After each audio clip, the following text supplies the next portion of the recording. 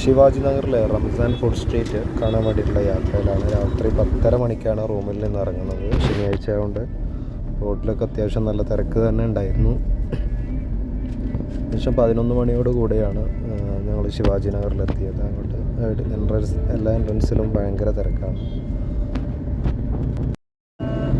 ബാംഗ്ലൂരിൽ റംസാന് ഫുൾ ഓണാവുന്ന ഫുഡ് സ്ട്രീറ്റാണ്.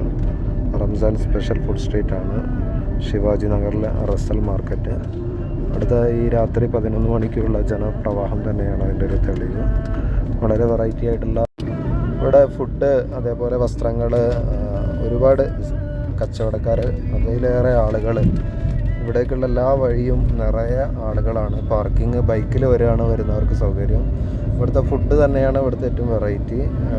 ബീഫ്, അതേപോലെ ചിക്കന്, മട്ടന്, ക്യാമല്, എല്ലാ ത്തിലുള്ള വിഭവങ്ങളും, അതോടൊപ്പം അലീമ പോലുള്ള ഹൈദരാബാദി അലീമ ഉൾപ്പെടെയുള്ള വളരെ വെറൈറ്റി ആയിട്ടുള്ള വിഭവങ്ങൾ.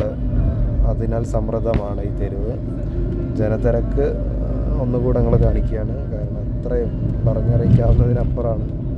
അവിടെ എല്ലാ വഴികളിലും നിറയെ ആളുകളാണ്.